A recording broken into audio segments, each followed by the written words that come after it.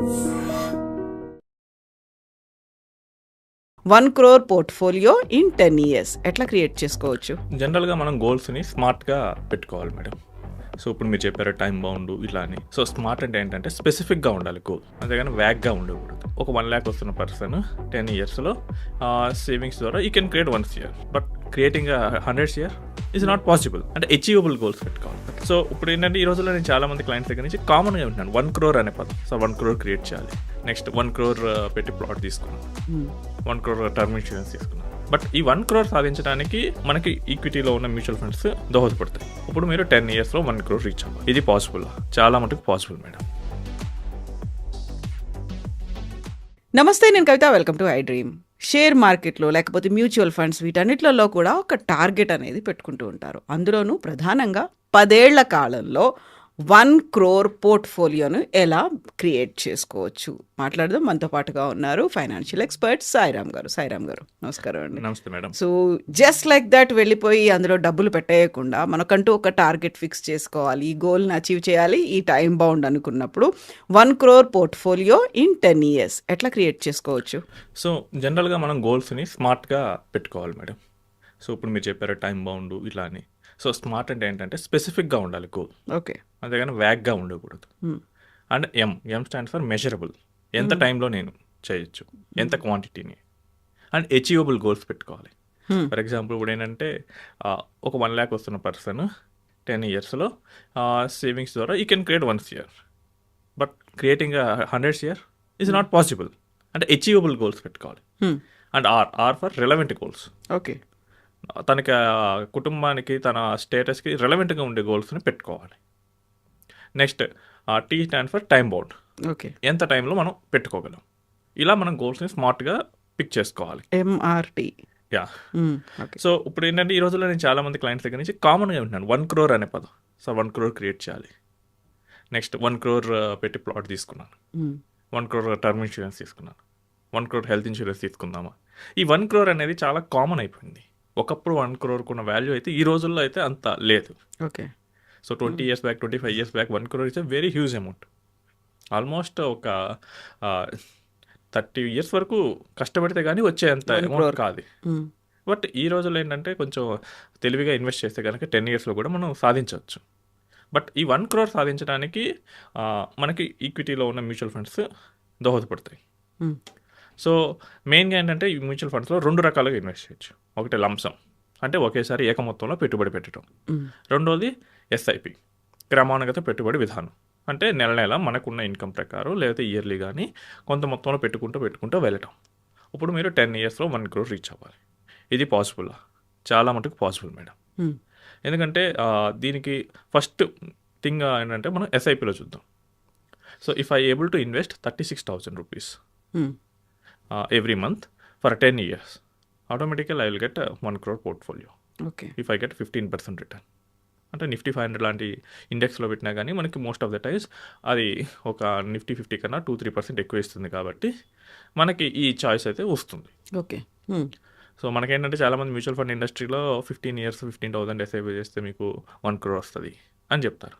15 years అనేది చాలా ఎక్కువ టైం. చాలా 15 years అంటే ఇన్వెస్టర్ ఇమాజినేషన్ కూడా క్యాచ్ చేయలేము. అదే 10 years పెట్టండి, వాళ్ళకి నెక్స్ట్ 10 years మోర్ క్లారిటీ ఉంటుంది.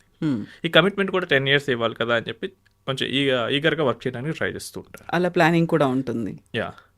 లేదు నేను అంత పెట్టలేను, అప్పుడు ఏం చేయాలి?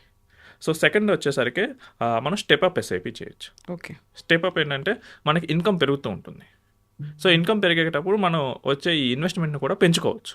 సో నేను 25,000తో స్టార్ట్ చేస్తాను, ఎవ్రీ ఇయర్ 10% పెంచుకుంటూ పోతాను. అలా 10 years చేసినా మనకు వస్తుంటుంది. ఈ 25,000 అనేది నాట్ ఏ పెద్ద అమౌంట్ కాదు. బికాస్ నేను చూసింది ఏంటంటే ఈవెన్ ఒక 60-70,000 వచ్చే ఫ్యామిలీ ఇన్కమ్లో కూడా ఈ 20-25,000 చిట్స్ వేయడం నేను చూశాను. ఈ రిజిస్టర్డ్ చిట్స్ ఉంటాయి, కపిల్ చిట్స్ ఇలాంటివి, మార్గదర్శి, వాళ్ళు 5 years వరకు చిట్ వేస్తారు. అదే కమిట్మెంట్ మనం ఇక్కడ కొంచెం 10 years లాంగ్ టర్మ్ పెట్టుకుంటే ఇట్ ఈస్ పాసిబుల్. అంటే రీచ్ అవ్వలేదా ఇంకా చిట్ ఫండ్స్, లేకపోతే ఇప్పుడు మార్కెట్ ఇవన్నీ అనేది అంతగా రాలేదంటారా అవేర్నెస్? చిట్ ఫండ్స్లో ఆల్రెడీ వాళ్ళకి అవేర్నెస్ ఉంది. దాంట్లో వచ్చినంత అవేర్నెస్ దీని గురించి రాలేదు. దీని గురించి అయితే కంప్లీట్గా లేదు. ఎందుకంటే మనం ఇప్పుడు మన మెంటాలిటీ ఏంటంటే సేఫ్ గేమ్ ఆడుతూ ఉన్నాం. మనం కొంచెం అగ్రెషన్గా తీసుకోవటం అలాంటివి చేయలేదు. అంటే మన కల్చర్ కూడా అలానే ఉంది చిన్నప్పటి నుంచి. అంటే ఇది మాకు బాగా దగ్గర, అందరూ దానికి వెళ్తున్నారు, ఇదంటే రిస్క్ ఉంటుంది కదా అని ఒక ఫీల్. రిస్క్ అంటే మనకి ఈక్విటీస్లో ఉండే రిస్క్ అంటే ఏంటంటే మేడం, అది అప్ అండ్ డౌన్ అవుతుంది. గోల్డ్లో అవ్వదా, మన రియల్ ఎస్టేట్లో అవ్వదా? కాకపోతే ఇక్కడ ఏంటంటే అది రోజు ఫేస్ మన మొబైల్ యాప్లో కనిపిస్తుంది. అవును. మనం మొబైల్ యాప్లో కనిపించగానే వాళ్ళు ఇంకా తట్టుకోలేరు.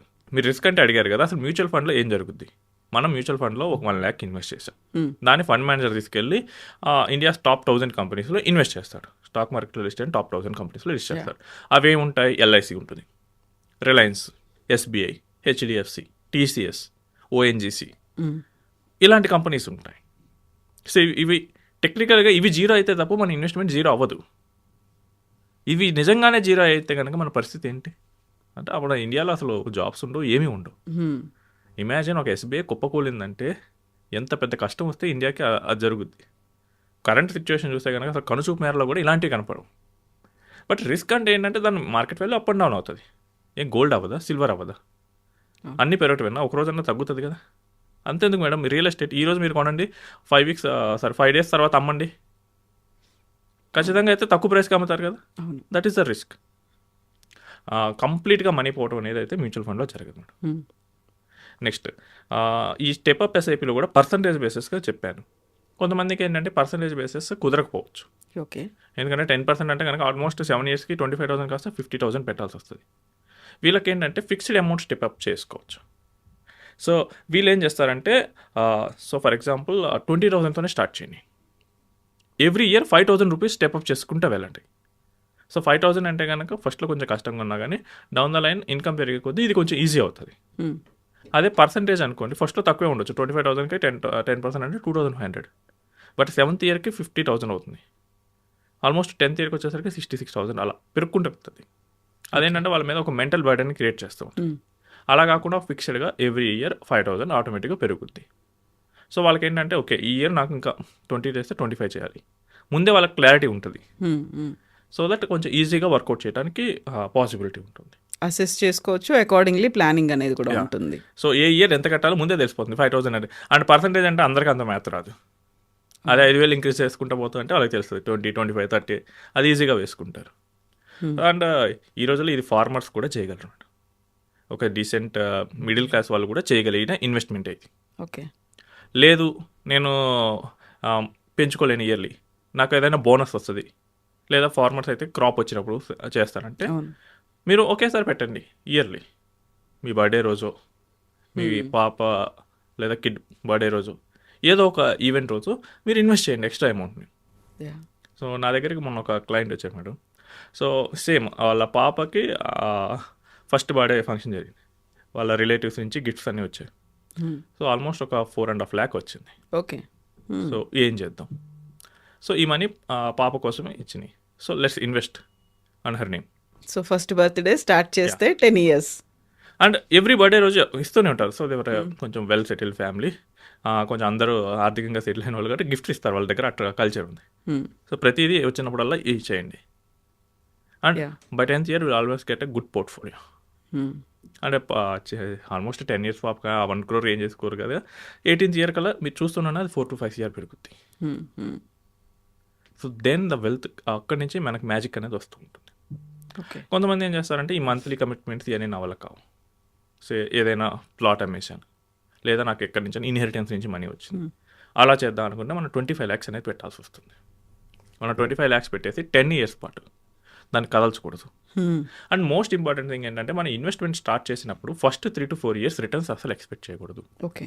అసలు ఐడియల్ సినారియో ఎలా ఉండాలంటే, నేను ఫర్ ఎగ్జాంపుల్ ఫస్ట్ సినారియో తీసుకుందాం, 36,000 ఫిక్స్డ్ ఎస్ఐపి నేను స్టార్ట్ చేశాను. 10 rupees యూనిట్ వాల్యూ ఉన్నప్పుడు మొదలుపెట్టాను. అసలు ఫస్ట్ 9 years నేను అసలు పెరగకూడదని కోరుకుంటా, అదే 10 rupeesలో ఉండాలి. ఓకే. అంటే నాకు ఎప్పుడు అవసరం 10th year ఒక 2.5 times పెరిగితే చాలు మేడం, నాకు కావాల్సిన 1 crore రూపాయలు వచ్చేస్తుంది. మనం ఎన్నిసార్లు చూడలేదు 1 yearలో ప్లాట్స్ డబల్ అవుట్. గోల్డ్ కూడా చూసాం కదా, సిల్వర్ చూసాం కదా, ఈక్విటీ చాలాసార్లు చూసాం. ఇలాంటి మైండ్ సెట్తో ఉండాలి, ఐడియల్ మైండ్ సెట్. మీకు అవసరం అయినప్పుడు మాత్రమే అది పెరగాలి. మీరు ఇన్వెస్ట్ చేసే మూడ్లో ఉన్నప్పుడు పెరగాలని కోరుకోవడం చాలా తప్పు. మీరు ఇన్వెస్ట్ చేసే మూడ్లో ఉన్నప్పుడు అది పెరిగితే మీకు తక్కువ కొంటున్నారు, సారీ మీరు ఎక్కువ కొంటున్నట్లు. సో ఇన్వెస్టర్ ఎలా ఉంటారంటే, నేను ఇన్వెస్ట్ చేస్తాను, ఎస్ఐపిలో పెడుతున్నాను, ఎవ్రీ మంత్ పెరగాలని కోరుకుంటారు. ఎవ్రీ మంత్ పెరిగితే యాక్చువల్గా మీకే నష్టం. అన్ని రిటర్న్స్ అలాగే ఉండాలనుకుంటాం. మనకేంటంటే లాస్ట్లో ఐడియల్గా ఏంటంటే మనం బయింగ్ మోడ్లో ఉన్నప్పుడు ప్రైజెస్ తక్కువలో ఉండాలి, మనం సెల్లింగ్ మోడ్లో కలిసినప్పుడు ప్రైజెస్ బాగా పెరిగిపోవాలి. ఓకే.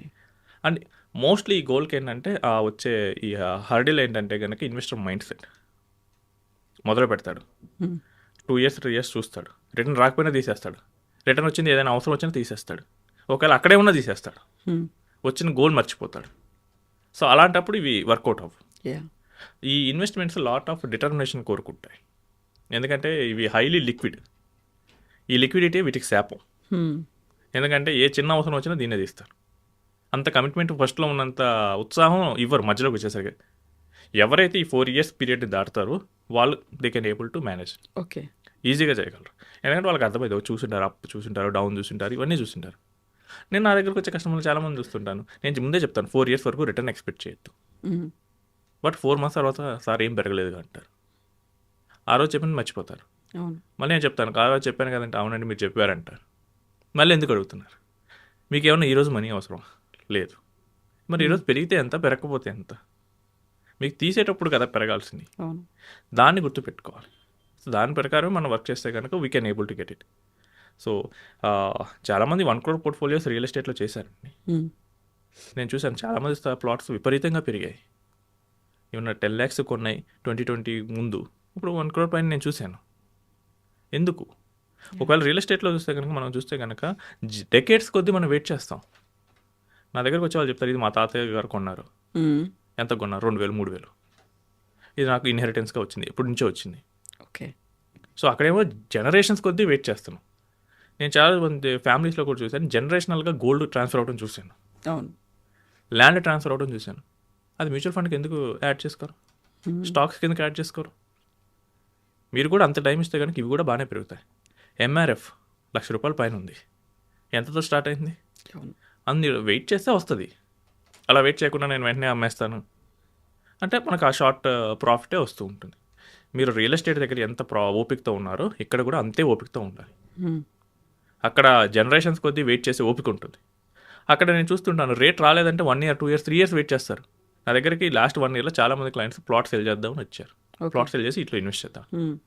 1 year నుంచి వాళ్ళు అనుకున్న రేట్ రాలేదు, చాలా ఓపికగా ఉన్నారు. అదే ఇక్కడ 1 month పెరగకపోతే చాలు, సార్ ఏంటని మెసేజ్లు చేస్తారు. అక్కడేమో కాన్ఫిడెంట్గా ఎదురు చూస్తూ ఉంటారు, ఎట్లయినా వస్తుంది, ఒక పాజిటివ్ అప్రోచ్. 90% క్లయింట్స్ మేడం నేను చూసాను 1 year పైన వెయిట్ చేశారు. 1 year నుంచి వెయిట్ చేస్తారు, రేట్ రావట్లేదని. అది కూడా ఎంత, 4-5 lakhs. ఓకే. వాళ్ళు అనుకున్న దానికి దానికి తేడా. ఎక్కడ ఒక 4,000 to 5,000 తగ్గినా కానీ వెంటనే నాకు మెసేజ్ వస్తుంది. సో మన బిహేవియర్ని మనం కంట్రోల్ చేసుకుంటే కనుక we can able to get the bigger amounts. Yes అండి, థ్యాంక్ యూ సో మచ్ అండి.